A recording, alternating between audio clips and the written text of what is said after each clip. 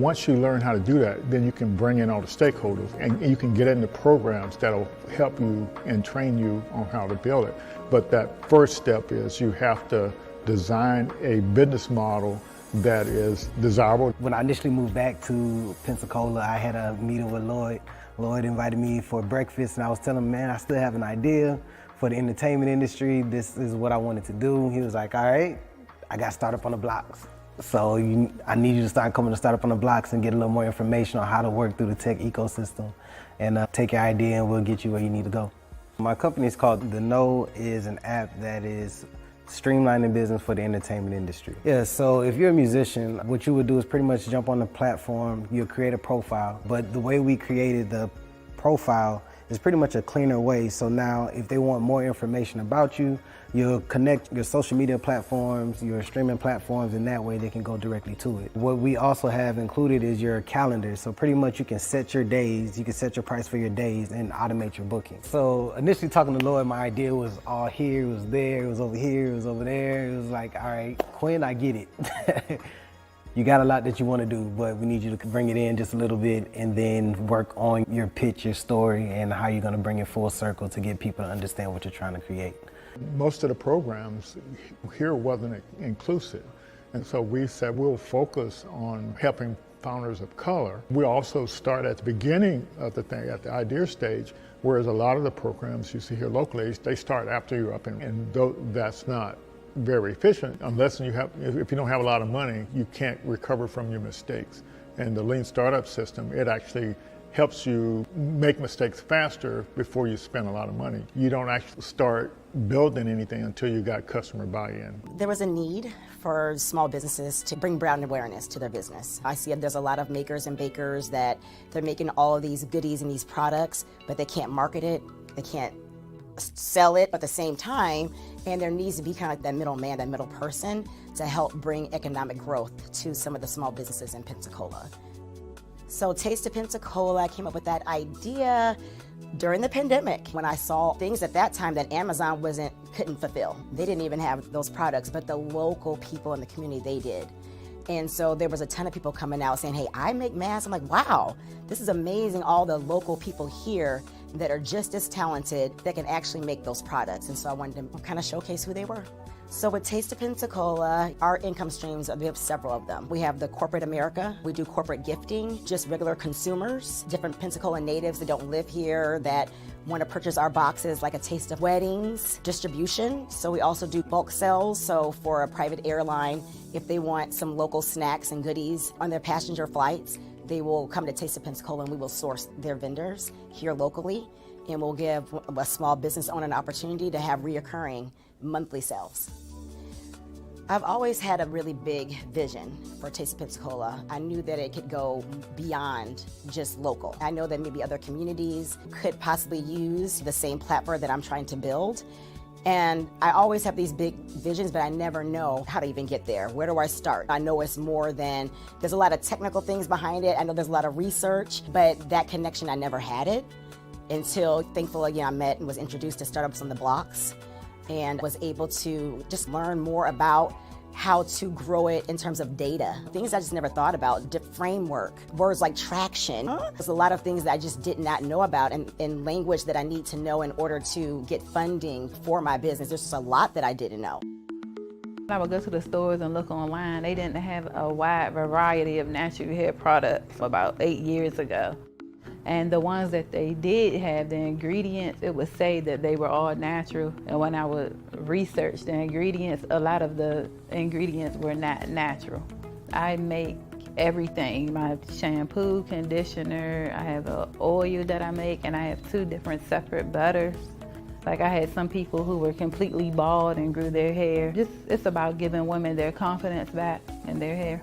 I have this salon and I have a second salon, and I have my products in about 5 beauty supply stores.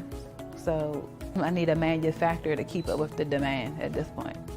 Startup on the Blocks has helped my business grow. Send me to different people. I'm able to do different pitch competitions to apply for grants in the community for small businesses. Lloyd's a really good person to connect with. He has a lot of resources here in the community that can help small businesses grow. If you have a product out there and you're trying to go big time, he's the person that you would want to meet with. So it's really important to have some type of support because 9 times out of 10, most founders start out on their own. And to have somebody that has an idea of how the ecosystem works and is able to tap into other resources and bring back to the community, and that pretty much has encountered some of the roadblocks or going through the same roadblocks that we're currently going through and understands where you're at, your culture and how you respond to things, is a big help because you don't really have too many people that have access to what we have access to here in the community. And a lot of people believe that you have to leave and go to bigger cities to do the things that we're doing here. But I mean, it's one thing to have exposure, but you have to actually know it's here in the community in order to take advantage of the resources. So I get approached and I talk to friends all the time that wants to either start an idea or hear that I'm actually doing the app and wants to know more information about how are you doing it or what's the process, what's the path. I'm like, man, we have somebody here, Startup on the Blocks, Lloyd Richard. And Lloyd is here, he's a great resource to the community and to founders that's trying to learn the ecosystem. So join Startup on the Blocks.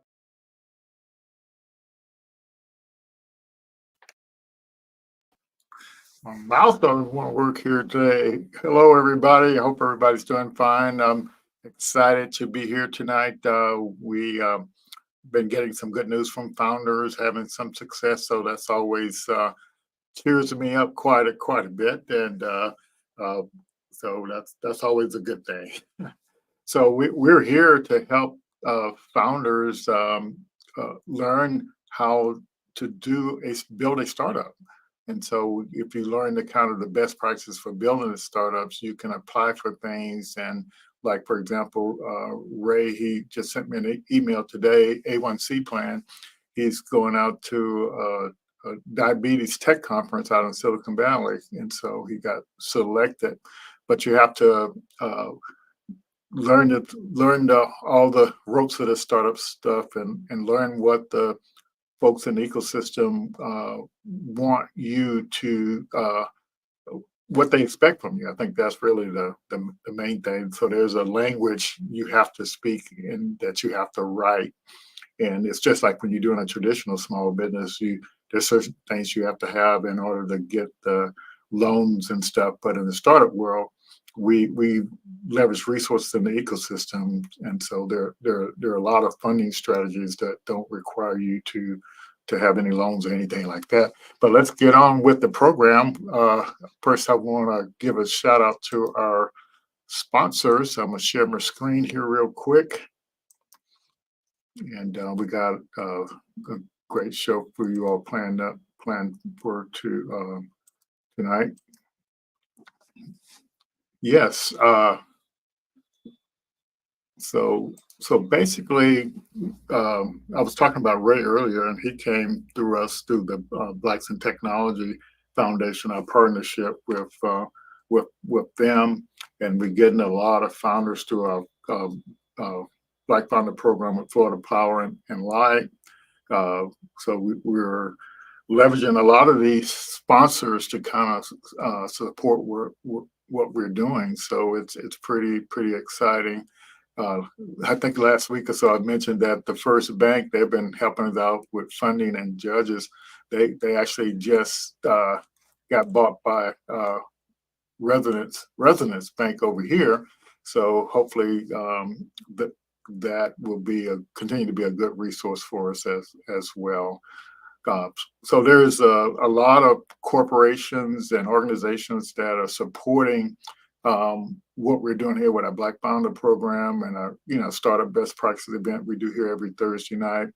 And so we're approaching our 200th event.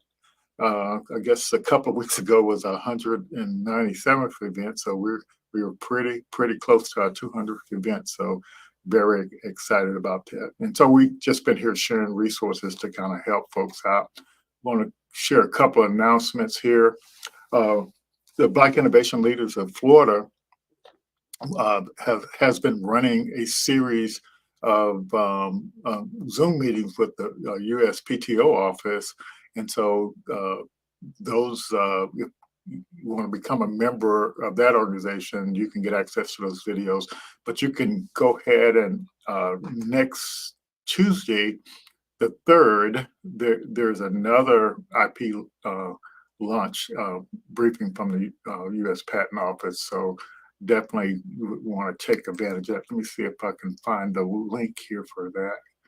So let's copy this link, and I'm going to put it in the chat. So if you're interested in signing up for that, there's a lot of good interactions going on that. You want to get signed up too, because after that 4th session on next Tuesday, there's going to be another program that's going to kick off. For the folks in Florida, we have 1,000 licenses to get IP training, and through a company called Patent Hacks, and then that's going to lead to some people being able to get their patents filed and their trademarks filed. So that's a really good opportunity. So definitely get connected with that. That's Black Innovation Leaders of Florida. I put the link in the chat, so you should be good to go on that. And locally here in Pensacola, we have an Entrepreneur Resource Expo on the 12th. So that's going to be a nice event where the local founders can actually go do one-stop shopping and see all the resources, a majority of the local resources. But I tell people it's not just about local resources. There's resources all over the world, and so don't just think local, think global when you're doing a startup.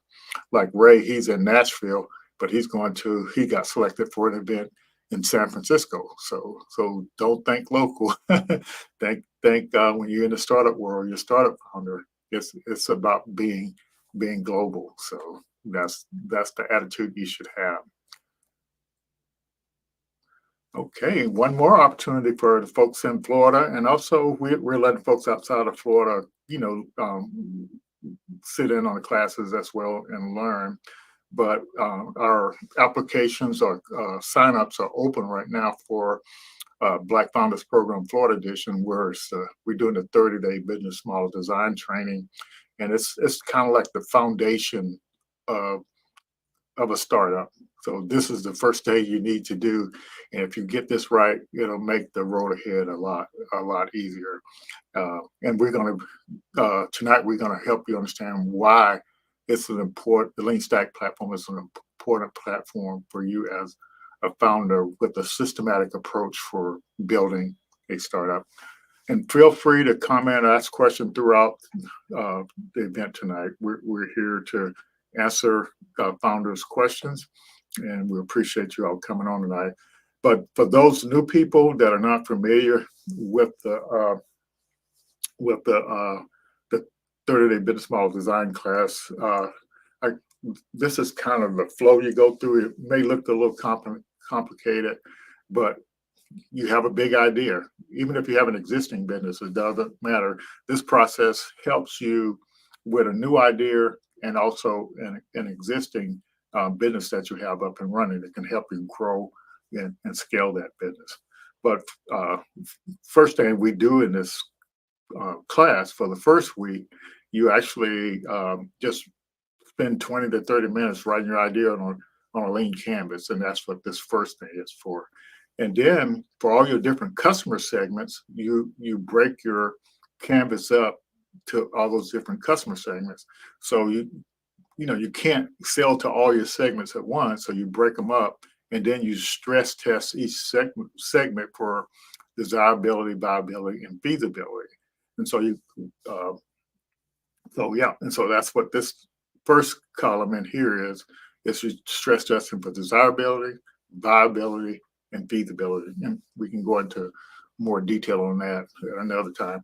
But then once you stress test your business model, and you create what is called a business model story pitch. And so that's the pitch you use to get help to build what you're building. So you use that in pitch competitions to get money. You use that business model story when you're filling out your application. You for different things. You can use that same information in there. Everything stems from this original idea. You always keep using that stuff over and over again. We got a group of folks, founders, going through this 90-day in the pink right now, and you're going to learn a little bit more about that tonight as well. But yeah, it's everything that's foundational, and it's based on years and years of research, and current activities is always being updated. So you're always getting the latest information. A lot of founders out there right now, they're actually using stuff that was taught 10 years ago or 5 years ago. And with the economy changing, a lot of those things, you still can do them, but there are better ways to do things now. And so that's what the LeanStack is all about, is getting you a systematic way of building your startup. The other thing I would like to say about this particular process here, once you learn it, you can use it on any idea that you have in the future. And so that's the beauty of it. It's not that you're working on this idea, but if you get another idea, 2 months from now, a year from now, you still have access to the tools you have in here to actually go in there and apply the same process. You're applying this process to kind of, because you don't want to spend all your life working on something that you don't even know that's viable or feasible. That's what that's all about. I can always say a lot about that and talked about that kind of stuff. But being a founder, one of the most things is you always want to know where you are in the process, what stage you are, what milestones you reach. And that's why I show this chart right here. In the LeanStack, the green part is where you're doing your business model design and you learn how to pitch your idea clearly and concisely. This orange part, you're doing the demand validation. And so what a lot of people don't understand about this is the reason why this is so important. You create some product or service, and then you go out and try to sell it. But if you don't do this demand validation, you won't even understand how to sell it to onboard more customers faster. And so that's we're trying to get you to that problem solution fit. And so that's kind of these phases, the stages you go through, these milestones you reach, and everybody's trying to get to this product market fit situation right here. Right. And this is one other way to look at it. I don't really get tired of showing this chart because this is just the development phases you go through when you're creating a new idea. You don't even open up to your business until you get over here between 1 and 2. But look, all this stuff you have to do before you get there. That's what the deal is there. Okay. So in this last one I'll show you here, definitely excited about this startup science program. It's actually more about teaching you how to make sure you know all the terms that the people in the ecosystem use, and so you can know how to answer any questions they might have. And so that's what this particular program does. And we offer this program and the LeanStack program, to founders, anybody who want to get access to it. So it's all about, closing your knowledge gap. And so the thing that holds people back, they don't have the knowledge that if you want to participate in an ecosystem and take advantage of the resources in the ecosystem, you have to you have to kind of close that knowledge gap. You have to know what all the different terms mean and just understand how to do it. And so that's what the beauty of that. So let me know if you have any questions. So I'm done with that. So let me stop sharing that real quick here. Yeah, so next I think of what I want to do is help you understand what the whole LeanStack program is all about by showing you a couple of videos here. So let me see, can I get to my screen that has the videos on here? Okay, here we go. So this first video is for all our founders out there, and this is not meant for just new people, just meant for our founders, all the founders we've been working with, because a lot of times you don't understand why you're doing something. This particular video that I'm getting ready to show you, it's literally hot off the press. And this is like less than 3 hours old. So this is straight from Ash trying to help you understand why, the significance of going through this program. And let me know if you can't hear anything. It should be. Launching a startup has become a lot cheaper and easier than before, but most startups still face dismal odds of success. In this video, I'm going to outline 3 mindsets I've learned over the years as a founder that could help you 10x your odds of success. Hi there, if you're new to this channel, my name is Ash Moria. I'm an entrepreneur and author and the creator of the one-page business modeling tool, Lean Canvas. On this channel, I share systematic strategies and techniques for starting and growing a business. Now, since this video is about increasing startup odds of success, let's start by defining how we are going to measure startup success. An idea typically takes 7 to 10 years on average to reach its full potential, but I'm not going to use that as the success milestone for a couple of reasons. First, because different founders have different definitions of success. Some people value freedom and want to build a small company that gives them autonomy, while others value power and may want to build a 1,000-person company or a unicorn. Now, while I think it's critical to get clear on what type of founder you are before getting too deep into the startup game, I've linked another video here where I take on that topic in case you're interested. But irrespective of how you define your idea's full potential, all ideas go through a pivotal inflection point, which also serves as a reliable leading indicator of success, and that is product market fit. Now, product market fit is another one of those overloaded terms with many varying definitions out there. So to keep things simple, I'm going to define it as the inflection point in the hockey stick when a business model starts to work repeatedly and is ready to transition into scale. According to data from some of the top accelerators and investors, and from my own experience building products and coaching teams, it takes roughly 2 years to achieve product market fit, and 80% of products never get there. Now, this 2-year product market fit rule isn't absolute, but it is a good rule of thumb that you can witness in both solopreneur type businesses as well as VC-backed unicorns. And an 80% failure rate means that only 20% or 1 in 5 startups will get to product market fit. So how do we improve these odds? This brings us to the first mindset. The first mindset is separating your success as a founder from that of your idea. Too many founders over-index on their initial idea, but it has been shown statistically that most initial ideas don't work. More than 2/3 of all successful startups report drastically changing their initial idea along the way.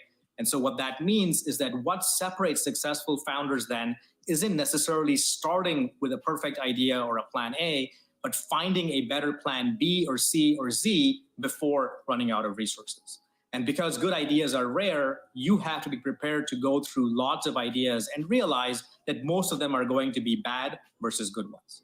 The challenge, of course, is that all ideas sound equally amazing and crazy at the beginning, and so it's not easy to tell good ideas from bad ones. And that is your true job as a founder. Your job isn't to make your original idea work, but rather find an idea that can turn into a repeatable and scalable business model. You increase your odds of success when you can vet good ideas from bad ideas quickly, which brings us to the second mindset. Shorten your idea cycle time. Idea cycle time is the time window or runway you give each idea before you kill it off and move on to another one, or pivot the same idea to something better. Waiting too long to pivot away from a bad idea is another one of those top contributors to startup failure. Now, while I agree that product market fit is a significant milestone for a startup, I don't recommend using it for your idea cycle time because 2 years is still too long. If you gave each of your ideas 2 years of runway to achieve product market fit, with a 20% success rate, you would think it would take up to 5 idea cycles or 10 years on average to find one successful idea that hits product market fit. It's actually a lot worse than that. As Benny Howes reminded me after my first take on this video, this is not how probabilities work. You can look up the math yourself on this page, and here's how the numbers actually play out. Even after 10 years, your success rate doesn't go up to 100%, but just 67%. In order to hit an 80% success rate, you would need 14 years. To hit 90%, you would need 21 years. And in order to hit a 95% success rate, you would need 27 years. In professional sports betting, 55% is considered a great success rate. VCs use a 10% success rate across their portfolios. But in both of these cases, betting is done with a leveraged asset, money. As a founder, you bet with your time, which you can never get back. Plus, there is opportunity cost. While you're working on your startup, you aren't working on other things. For these reasons, I recommend being much more conservative and stricter about your odds and basing your calculations on the 90% success rate scenario. One way to increase your overall success rate is to shorten your idea cycle time. This would allow you to fit more idea iterations into the same window and you take more shots on goal. How short could you make the idea cycle time? How about 90 days or 3 months? It's obvious that 90 days is much shorter than 2 years, but it's still long enough to test some of the riskiest assumptions in any idea. This is where a different milestone comes in, problem solution fit. Compared to product market fit, which takes 2 years to achieve, you can achieve problem solution fit with any type of idea in just 90 days. This means that instead of testing one idea in a 2-year period, you could potentially test up to 8 ideas in that same time frame. If we assume that the success rate of each idea iteration stays the same at 20%, shrinking your idea cycle time by 8x increases your odds of success also by 8x. Now, granted, problem solution fit does not address all the same risks as product market fit, and an idea can still fail post problem solution fit. I'd still argue that your overall success rate goes up by an order of magnitude, and here's why. From earlier, product market fit is a measure of a working business model ready for scaling. To achieve product market fit, you need to have a product with demonstrable traction that addresses a big enough monetizable problem in a big enough market. Problem solution fit, on the other hand, is a measure of a business model ready for a new product. In other words, it helps you sidestep one of the top contributors to startup failure, building a product that doesn't address a big enough problem or a product that no one or not enough people want. And this brings us to the final mindset number 3. Invalidate bad ideas quickly. The tangible deliverable from problem solution fit is getting you to an evidence-based go or no-go decision on a new idea in 90 days. You do this by recognizing that the risk profile of startups has changed. Going back a decade, building products used to be hard and difficult and expensive. This isn't the case today. Given enough time, money, and effort, we can build almost anything these days. The challenge for most startups today isn't can we build it, but rather should we build it? The counterintuitive insight here is that you don't need a working product or an MVP to answer this question. And when you do answer this question favorably, you go from hoping people will buy your product to knowing that they will. I have a separate video on how to do this that I'll link up above.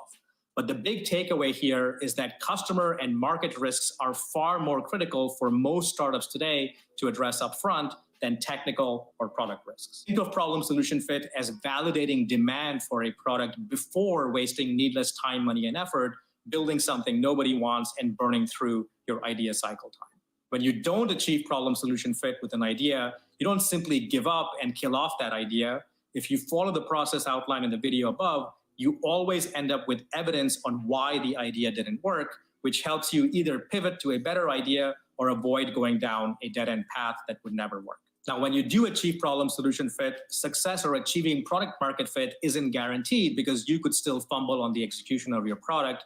But for the reasons I outlined earlier, while you'll still have real product risks, these risks are a lot lower than the customer and market risks you should have mitigated. In the last calculation, I kept the idea iteration success rate the same at 20%, but in practice, that number is a lot higher. This is because you aren't building a working product during problem solution fit, but using a demo sell build process. It's much faster to iterate on a demo than a working product.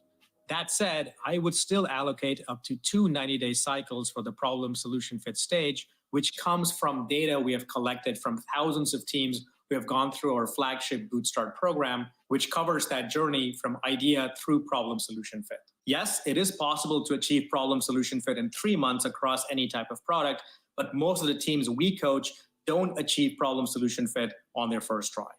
we found that it typically takes up to 2 90-day cycles or 6 months to achieve problem solution fit. And I attribute a couple of reasons to this. First, the mindsets and skill sets needed to achieve problem solution fit are very different from how people have traditionally been taught to build products. For instance, you don't start with a build first approach, but a traction first approach. You don't build a product and then try to sell it. You learn to sell before you build. And most importantly, you have to start with a business model that has a fighting chance of hitting your definition of success, or there is no point in pursuing the idea in the first place. Mindset change, like habit change, doesn't happen overnight. Like a good tea, some steeping time is required. This is why some students take a few days, but others need a few weeks to internalize this new way of working. Now, even when students learn how to vet good ideas quickly, the most common result we see is that they end up killing their first bad idea, because remember, good ideas are rare and hard to find. This is still a success in my book because not only do they avoid going down a dead-end path sooner, but more importantly, they learn how to search for a better idea next, which always goes a lot faster the second time around. So where does this all leave us with my earlier claim of 10xing your overall startup success rate? So if we assume it can take up to 2 90-day cycles to get to problem solution fit, that gets us to the 6-month point. Remember that at this point, you have validated demand for your product and your primary risks shift to product execution. If you manage these cycles well, you should be able to hit product market fit within the 2-year mark, increasing your overall success rate. Now, even if you add an extra year or two to the journey, your odds of success are still significantly better than the alternative. If you enjoyed this video, I've got lots more videos like these ones coming. Please subscribe to the channel and leave a comment below. Thank you.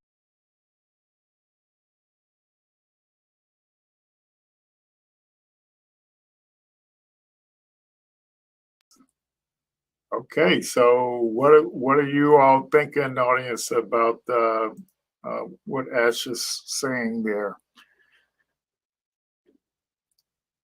So you definitely should have some feelings about that information. I think it's like really, really neat information.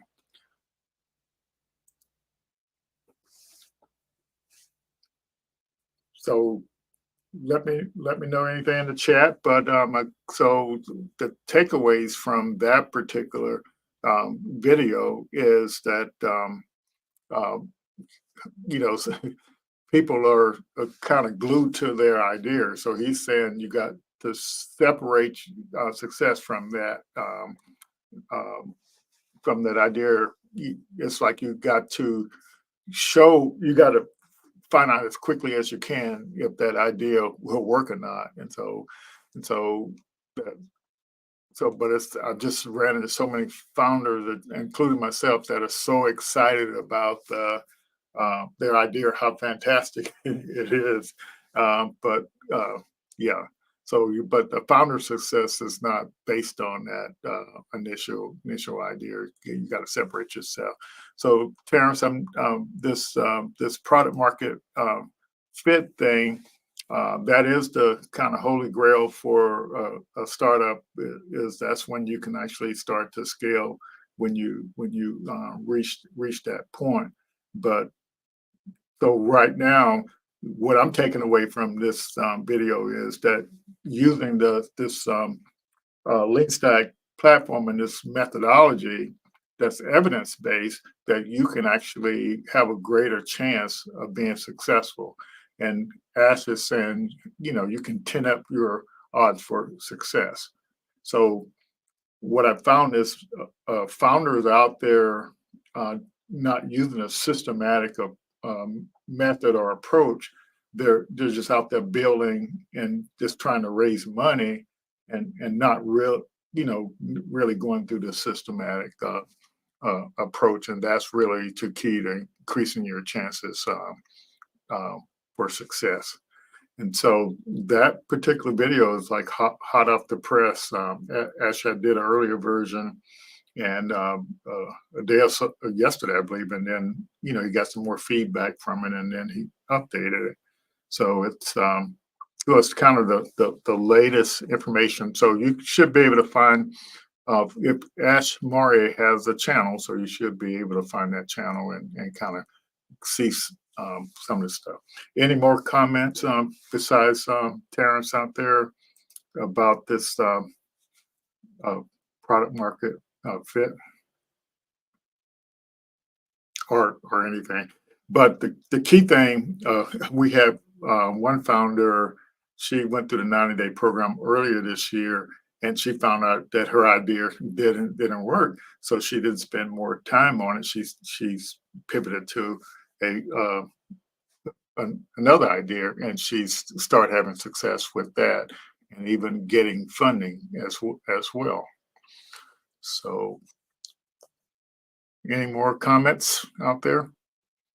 Yeah. So these are the 3 takeaways from that particular video. So I'm going to go ahead and share my screen for the next one. Let's see here. Get up here. Early stage founders are often told to quickly build and launch the first version of their product, also known as the minimum viable product, and then iterate from there. In this video, I'm going to explain why this approach no longer works and what to do instead. Hi there, if you're new to this channel, my name is Ash Maurya. I'm an entrepreneur and author and the creator of the one-page business modeling tool, LeanStack. On this channel, I share systematic strategies and techniques for starting and growing a business. So let's get into it. Why not start with an MVP? First, I'd like to warn you that MVP is an overloaded term with many different definitions. Some people define an MVP as the first iteration of a working product, while others define it more loosely as anything that helps you learn from customers, which could include things like prototypes and landing pages. I subscribe to the more strict MVP as the first iteration of a working product definition, which is what I'm going to use in this video. But as you'll see shortly, my advice for not starting with an MVP applies equally just the same to all these other definitions. The premise behind starting with an MVP is to avoid wasting precious months or years building a perfect product at the risk of building a much larger product that nobody wants. The logic goes something like this: rush to build and launch something quickly and then use customer feedback to iterate and refine from there. So what's wrong with this approach? This approach used to work at a time when barriers to entry were higher and customers had fewer product choices. Going back a decade, you could afford to give customers a half-baked alpha or beta and then iterate with them to create something better. But this no longer works. It no longer works because the cost of building new products is at an all-time low, which means that customers today have many more product choices competing for the same job. When they encounter a half-baked MVP that doesn't immediately deliver value, they don't turn into early adopters or beta customers. They ghost you and switch to another product entirely. Without direct customer feedback, you're left guessing at how to fix your MVP. You try one feature after another in search of the mythical killer feature, which after a while feels like throwing spaghetti on the wall to see what sticks. Now, sure, if you throw enough spaghetti on the wall, you can sometimes get lucky, and you've probably heard of stories like Groupon that brute forced their way to an idea that worked. But for every one of these stories, there are far more startups that simply ran out of resources. So is there a better way? Top reason why products fail is building something nobody wants. More specifically, building a product that doesn't solve a big enough customer problem. It follows then that the first thing you should start testing is nailing whether you have identified the right customer problem to solve. The best way to do this isn't by building a working product, but a demo. Think demo, sell, build versus build, demo, sell. Here's how it works. Most people start with building a product first, then demo it to make a sale. This is where they get stuck. If you think about the steps a little more carefully, you'll realize that customers don't really buy a working product. They buy a demo or a promise of something better. A demo serves as the perfect proxy or stand-in for your product, and it's a much better place to start. If you can't sell the demo, why build the product? Now, if you've ever funded a crowdfunding campaign or placed a pre-order for a product, that was demo, sell, build at work. And before you dismiss this as just a tactic that could only work for simple B2C products, the more complex the sale, the more demos play a role in the buying process before the pilot. We can take this even a step further. When you package a demo into an offer, like say on a landing page or a product pitch, you get to test 3 of the riskiest assumptions in any business model. The first is your unique value proposition or promise of better. In other words, are you solving a big enough problem that earns the attention of your prospects? The second is your solution. Does your approach to solving this problem resonate with your prospects? And finally, you get to test your pricing model. Will your customers pay you enough to solve this problem? Now, while starting with the demo is much cheaper and faster than an MVP, like first MVPs, most first demos also typically fall flat because you're often still guessing at what you think customers want. You only get a few chances to pitch customers before they get impatient and move on. And if you're delivering your offer on a landing page, it's easy to fall into the offer trap. This is where you rely on analytics and metrics to tell you what's going on, but metrics can often only tell you what you already know, that no one is buying, but they don't tell you why. Again, without direct customer feedback, you're left guessing, this time, on how to fix your landing page. You fix the headline, the copy, the pricing model, something else entirely. Each A/B test you run consumes more time and traffic, and weeks quickly turn into months. This is also not the most optimal way to get to something that works.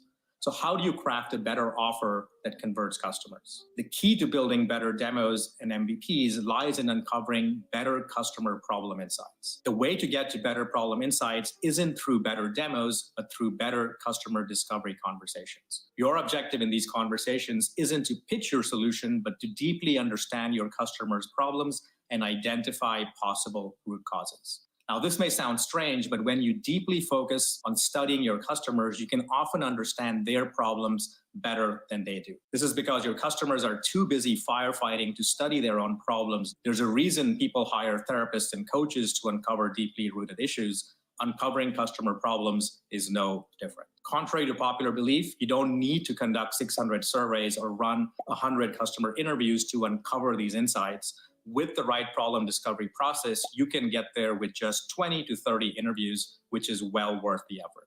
When you deeply understand your customers better than they do, you gain two superpowers. The first superpower is that designing the right solution becomes a whole lot easier. A problem well understood is half solved. Now, when this happens, it's critical to still resist the urge to start building an MVP, because your solution, while important, is still only one part of a working business model. Following the demo sell build process, your next step is to turn your solution design into a demo and assembling an offer. This is where the second superpower kicks in. When you can describe your customers' problems better than they can, pitching your solution becomes a whole lot easier. They start viewing you as the expert and think that you surely must also have the right solution for them. Marketer Jay Abraham calls this phenomenon the strategy of preeminence, and you've probably experienced it at the doctor's office when you excitedly follow the doctor's prescription after they accurately diagnose your symptoms. Now, when these two superpowers come together, you don't just end up with an offer, but a mafia offer. A mafia offer is a term I coined after the movie The Godfather.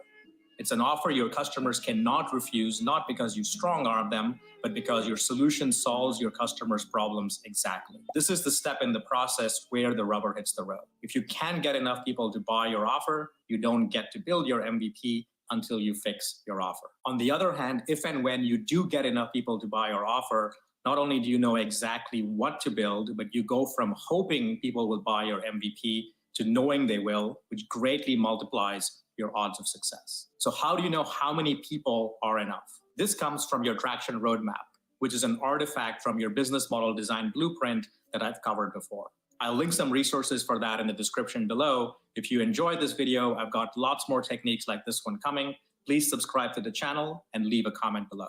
Thanks for watching, and until next time, take care.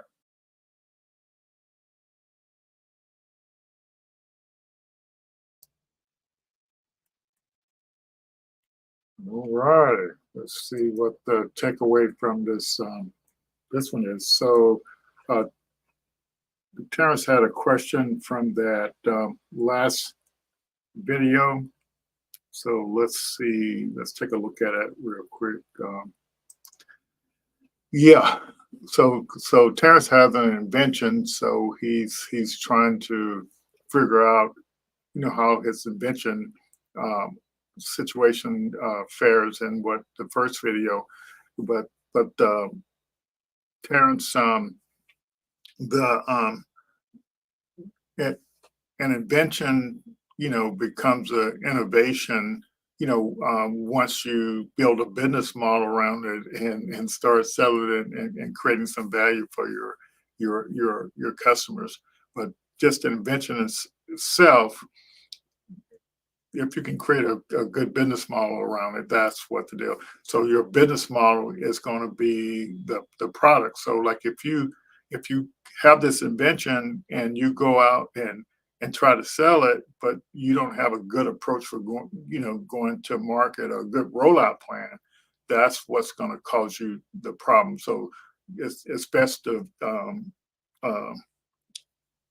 to do exactly as Ash is saying, just follow the methodology, and you'll learn from that. All right,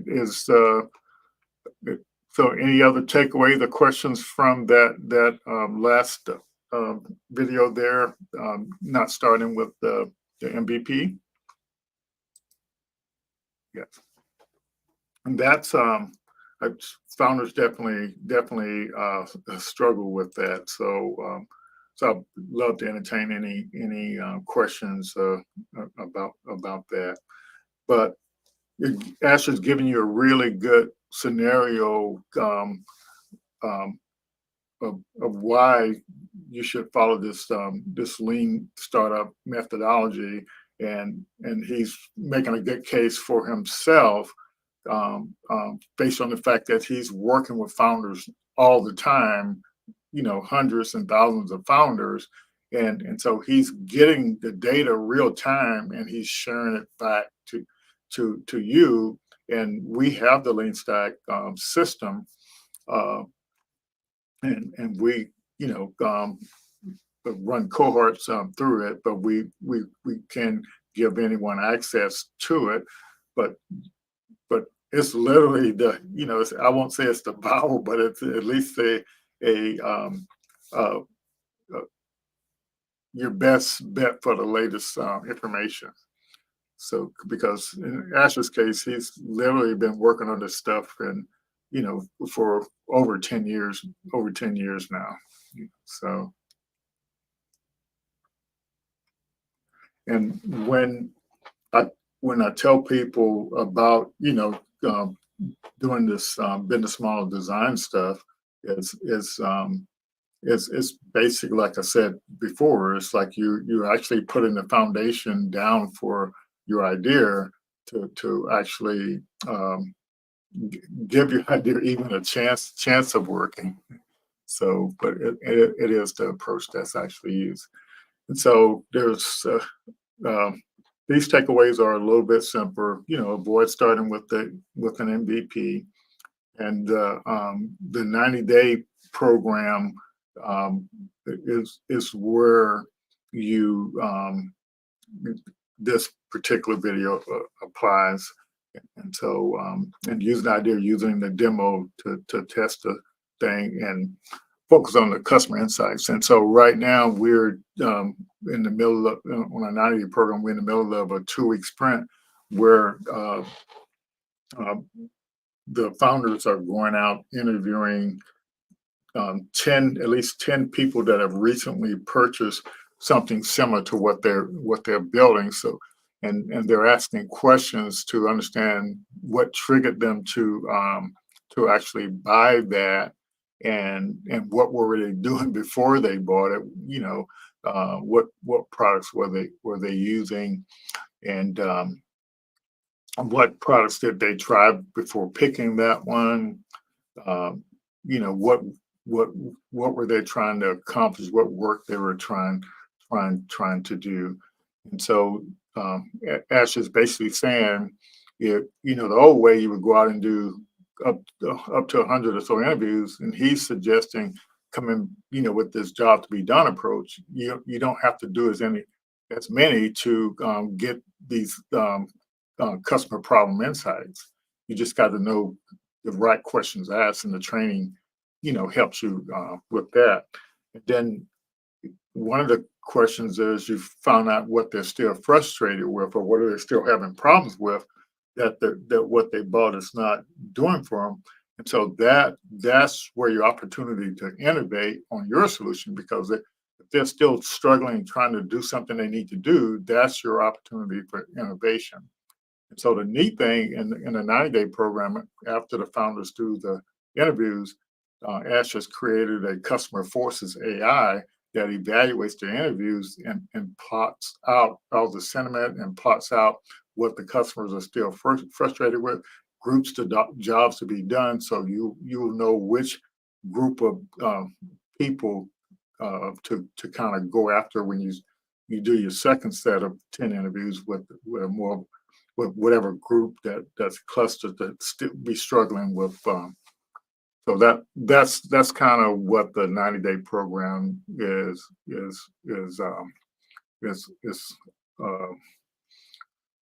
all about. So any comments on that particular video? And that video is less than a couple of weeks old as well. So feel free to, let's see, what do we have next? Okay, this is a neat one coming up here. So this one, Ash is gonna show you how to, help you understand how you can see if your idea is viable in 5 minutes. So let's get this one going. Let's see here. Startup ideas can easily consume years of your life. This is time you're never going to get back, which is why you need to ensure that your idea is worth pursuing before investing lots of time, money, or effort into it. In this video, I'm going to show you how to use a simple 5-minute test you can use to check the viability of any idea. Hi there, if you're new to this channel, my name is Ash Maurya. I'm an entrepreneur and author and the creator of the one-page business modeling tool, LeanStack. On this channel, I share systematic strategies for starting and growing a business. Let me start by sharing what we're not going to do. We're not going to build a fictional hockey stick forecast using an Excel magic spreadsheet. The problem with using these spreadsheets is that they are built on too many unknowable numbers that quietly mask your riskiest assumptions in layers of innocent lies that compound on each other. We're also not going to rely on a top-down sizing model. This is where you try and justify an idea simply by attaching it to a large enough market. The logic goes that if you can capture just 1% of this market, you'll be all set. After all, 1% of $1 billion market is still a lot of zeros. The problem with this approach is that it doesn't address how you're going to get to that 1% market share with your given product. What we are going to do instead is build a bottom-up model using a simple back-of-the-envelope estimation technique devised by physicist Enrico Fermi. Enrico Fermi was an Italian physicist famous for making rapid order of magnitude estimations with seemingly little data. He worked on the Manhattan Project developing the atomic bomb, and if you've seen the Oscar-winning movie Oppenheimer, he's featured in it. He's the one taking bets from his fellow physicists when the bomb is tested at the Trinity site to see whose estimate of the blast power comes closest. Yes, of course he wins, but he does this by dropping a few pieces of paper during the blast and measuring the distance they traveled as they fell to the ground. Now, even if you've never heard of Fermi estimation, if you've ever played this game of guessing the number of jelly beans in a jar, this is a Fermi problem. As emptying the jar is not an option, a better approach would be to estimate the jar's height and radius and then doing some volume calculations in your head to arrive at a number. To make this video more practical, let's pretend I have a $100 product targeted at SaaS companies. I already have 30 customers ready to pay now and dozens more in the pipeline. I think I can get hundreds of customers over the next 6 months and then raise a seed round. Is this idea worth pursuing? This might look like a promising idea with early traction, but let's work through the numbers using Fermi estimation. The first step to stress testing viability is estimating your idea's ballpark goal. This quote sums up why. If you don't know where you're going, any road will get you there. In other words, you need to draw a line in the sand with a goal before you can test the viability of your idea. Now, the mistake a lot of people make with goal setting is trying to estimate their idea's maximum upside potential. Getting to an exit or an IPO often takes at least 5 to 7 years, making it a hard, if not impossible, milestone to estimate because it is too far out in the future. All startup ideas are enveloped in a thick fog of uncertainty in the early stages. This is precisely why, instead of estimating your idea's maximum upside potential, I recommend estimating your idea's minimum success criteria. The minimum success criteria is the smallest outcome that would deem your project a success 3 years from now. Why 3 years? First, because 3 years is a lot easier to visualize than 5 years. Second, 3 years is roughly how long it takes an average product to get past the valley of death and hit product market fit, making it a good time box to set yourself up for. And finally, 3 years still represents a significant enough time investment. And so if you were going to invest 3 years of your life on any idea, what would be the smallest outcome that would make it worthwhile? Now, you don't need to overthink this step. It helps to measure outcomes as annual revenue and limit the choices to Fermi-style order of magnitude values. When we do that, the possible choices shrink to only 4 possible outcomes. You can either aim to build a 6-figure, 7-figure, 8-figure, or 9-figure business in the first 3 years. Which one do you pick? There is no right or wrong answer here, but you should have an answer because, as you'll see shortly, this is one of the critical inputs that's going to shape your idea. For our example idea, since we intend on raising seed funding, this puts us at a level 3 minimum success criteria. The next step is customer sizing. Here we estimate ARPA, or how much revenue you expect to make per customer in a given year. To do that, yes, you need some ballpark pricing for your product. And while you may not have sorted out exact pricing, you should still be able to come up with a Fermi estimate for your pricing model. Do you expect your customers to pay you $10, $100, $1,000, $10,000, or $100,000 per year? In my example, I already had a pricing model of $100 a month. That's equivalent to $1,200 over the year, which is still closer to $1,000 than $10,000. So that's what we'll use at this step. The final step is market sizing. This is where we test whether your target market is big enough to support your goal. For my idea, as you can see from this visual, in order to build a $10 million ARR business at $100 a month, I will need 10,000 customers. But we need leads to create customers, and no funnel converts at 100%. And so the last input we need to estimate is the conversion rate from leads to customers. If we stick with Fermi values, the only realistic option is 1%. While this number may seem low to you, a 1% conversion rate is fairly accurate for a $100 SaaS product. In fact, according to data from Salesforce, a 1% conversion rate is also fairly accurate to use for a B2B, B2C, or e-commerce product at scale. This means that in order to get 1 customer, I will need 100 leads. So in order to get 10,000 customers, I will need 1 million leads. Is this realistic? A quick Google search reveals that there are only 30,000 active SaaS companies in the world today. We're off by 2 orders of magnitude here. And so even if you were wondering whether using a 3, 5, or 10% conversion rate would have made a difference, it wouldn't have. This idea is a non-starter given my goal. Now, it would be quite depressing to end the video here, so let's see what we can do to fix the model. Because a Fermi estimate uses order of magnitude estimations, when a model breaks like it just did, the way you fix it is by searching for 1 or more 10x levers. Here are some possible ways to do that. Raise pricing. This is one of the most underutilized growth levers. Could we 10x pricing and charge $1,000 instead of $100 a month? What would we need to do to the product to justify this 10x pricing? If step 1 doesn't get us there, could we target a bigger problem that is worth $1,000 or $10,000 to a SaaS company? We could also consider pivoting to a different customer segment. While there were only 30,000 active SaaS companies, there are millions of e-commerce and SMB companies out there. Finally, if you can't find a single 10x growth lever to pull, you can often find a combination of 2, 3x levers to get you there. Even though Fermi estimates are rough estimates, they're highly effective at quickly invalidating non-starter ideas, as we just saw. And because they are built on just a handful of inputs, when a model doesn't work, you often know why and also how to fix it. Now, once you have a business model that passes the viability test, the next step is turning it into a traction roadmap, which charts your 3-year minimum success criteria on a timeline that you can use to start validating your idea. I'll link some resources for that down in the description below. If you enjoy this video, I've got lots more techniques like this one coming. Please subscribe to the channel and leave a comment below. Thanks for watching, and until next time, take care.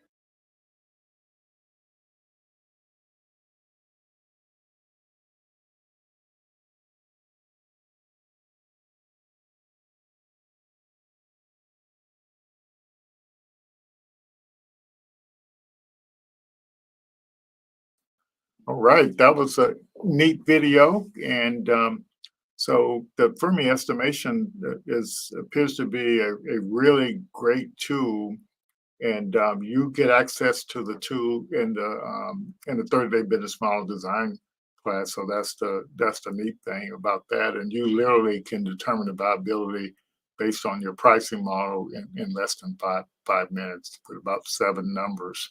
So it's definitely a great tool to have.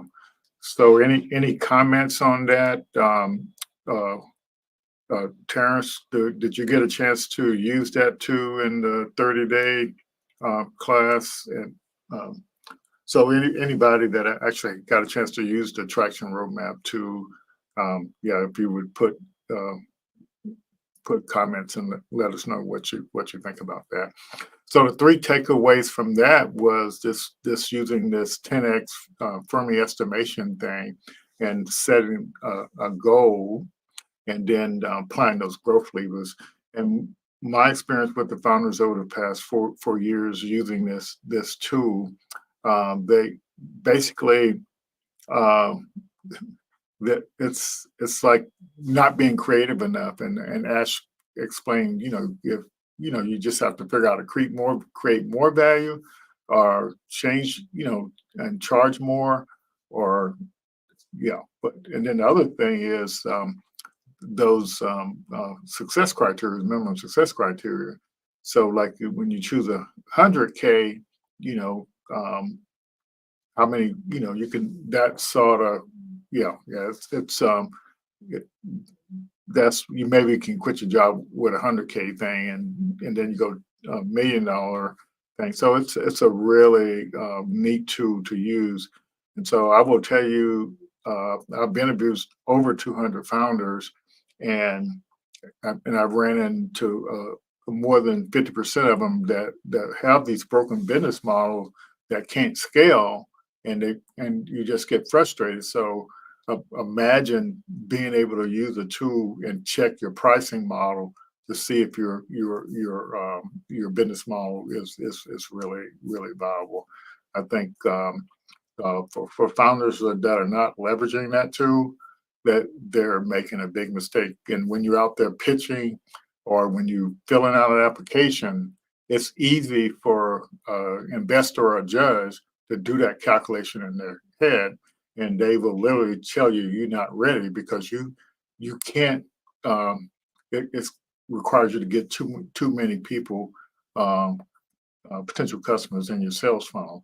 So when I got in my first accelerator program, I would create those, use the sales spreadsheet and using a tool that had 800 and some thousand calculations in it. And every time I got to that projection slide, it just, all my confidence went away, because I had no confidence in those numbers. They looked good, and I was becoming, gonna make trillions of dollars, but they weren't actually tested. And and Betty said she actually found the traction the roadmap too. And so the neat thing about that traction roadmap too, it literally tells you how many customers you have to see.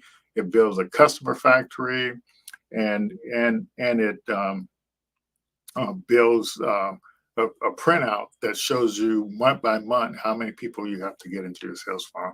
I'm going to quickly switch over to the last video. It's I think it's a little shorter, but let's get that rolling so we can wrap things up.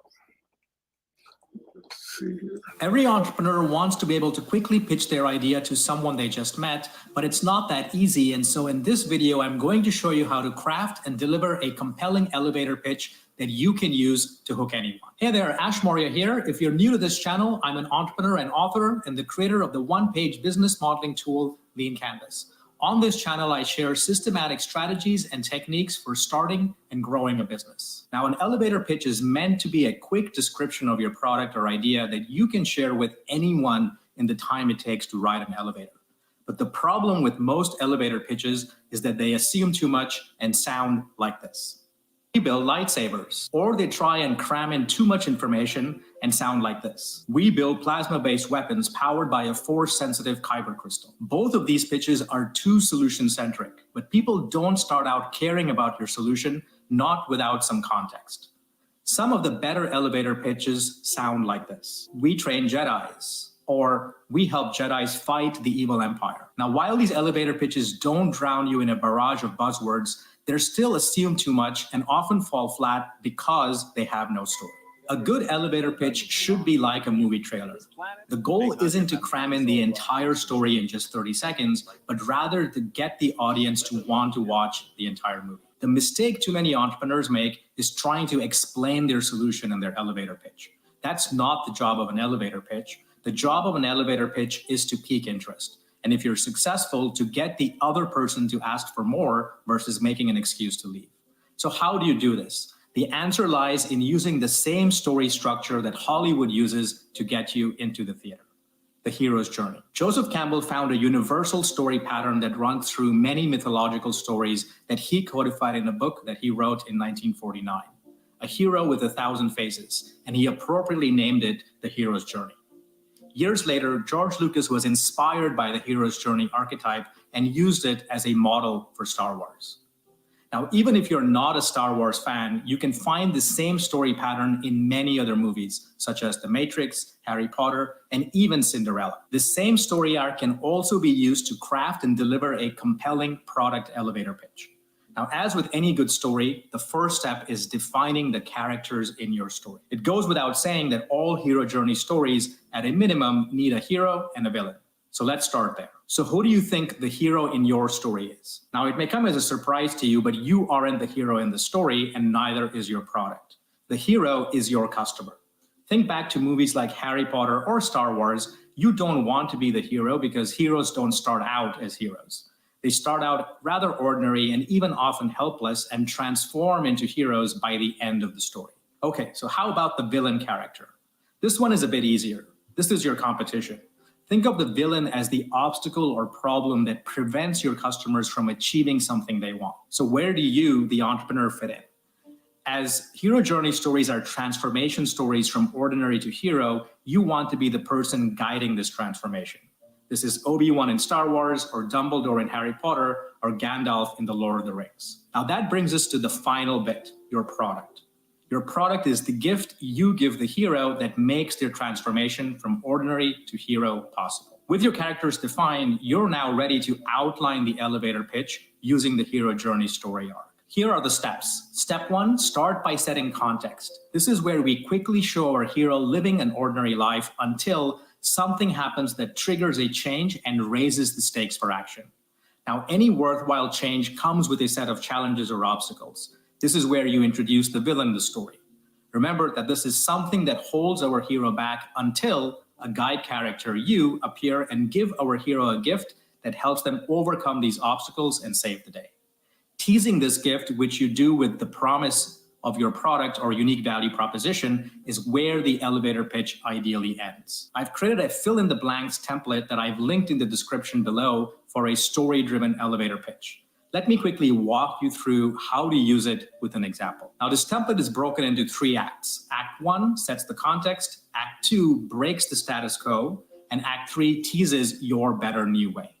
Here's what Act 1 sounds like. When customers encounter a situation, they need to get some job done to achieve a particular desired outcome. This is where you're establishing the customer's ordinary world. In Act 2, you describe some external triggering event that breaks this ordinary world for them. They would normally use these existing alternatives, but because of this switching trigger, these existing alternatives no longer work because of these problems. And finally, in Act 3, you tease your better way. So we built a solution that helps customers achieve this desired outcome through this unique value proposition. Now, here's an example of this elevator pitch template in action with one of my own products. When entrepreneurs get hit with a killer idea, they often struggle to get others to see what they see. They would normally write a 60-page business plan, but in today's fast-moving startup world, business plans take too long to write, get outdated quickly, and no one even reads them anyway. So we built a solution that helps entrepreneurs communicate their big idea clearly and concisely in under 20 minutes. This lets them secure buy-in from key stakeholders faster so they can spend more time building versus planning their business. Now, notice that nowhere in this pitch do I name the product or try to describe it, because that's not the job of the elevator pitch. The job of the elevator pitch is to get the other person to understand the movie trailer for your product, featuring the customer as the hero. Once they understand the movie trailer, they'll ask for a demo or know enough about what you do to refer you to someone that wants to see the demo, your customer. I've linked this elevator pitch template in the description below so that you can use it to craft your own story-driven elevator pitch. If you enjoyed this video, I've got lots more techniques like this one coming. Please subscribe to the channel and leave a comment below. Thanks for watching. Until next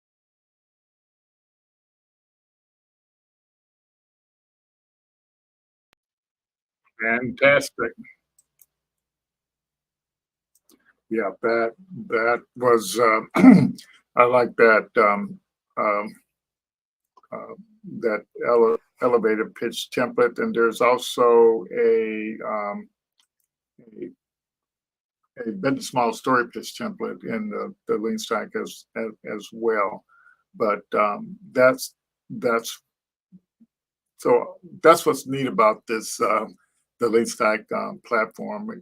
It takes you from that idea, or if you're already up and running, it helps you understand how to stress test what you're building, and so you can kind of get a rollout plan to kind of grow and achieve. So so how you all like the elevator pitch? I think so. The main thing is this uses the story, the hero journey framework that focus on the problem, not the solution. It piques interest, and so that's the key thing there.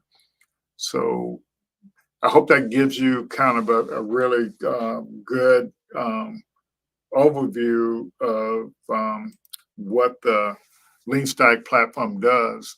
And literally, when I met with Ash about the platform, you know, it was expensive, but one thing he said was, with the business model design, you know, we could train as many founders as we want. And so that's what's so neat about the platform. We can give you access to it, and you can learn these things, and you know, close your knowledge gap, and don't be out there struggling. You could know you're working on an idea that's got some potential. So I hope that helps put everything in context while we're using the LeanStack platform to help founders get a really good foundation, and to be able to go from that idea stage to that problem solution fit stage, and be in a better position to reach the product market fit. Any last comments or questions from anybody? And I hope this was helpful. And so that's what our job here is, to try to get you the latest information so you can make more progress with what you're doing, and trying to help you get more of a context of the framework that we're using here to help you make progress. And so last thing I will say about it is that if you can actually learn this stuff, it gives you a better chance to get in these pitch competitions and win prizes and in-kind stuff and funding, because it takes a while to get to that product market fit. So what do you do in the meantime? You have to leverage the ecosystem. You have to take advantage of all these resources that are out there, which include funding, which include in-kind services, free software, free training, free mentoring. So, but you got to get in and play the game, like Ash says. You can't not play the game and expect to get a grant, or to get into a pitch competition, or to get into any other startup program. You have to play the game, and so the Lean Startup methodology is your systematic approach of building what you're building, and also being able to get the help you need to move forward with your ideas. And just remember, once you go through the program once, you now know how to do it again, over and over again, to use on any idea. Well, that's all I have, and I hope everybody enjoyed the stuff, and we'll see you all next week. But you all have a safe holiday weekend, especially if you're going to get out there on the road. We appreciate you all listening in. See you next week. All right. Bye-bye.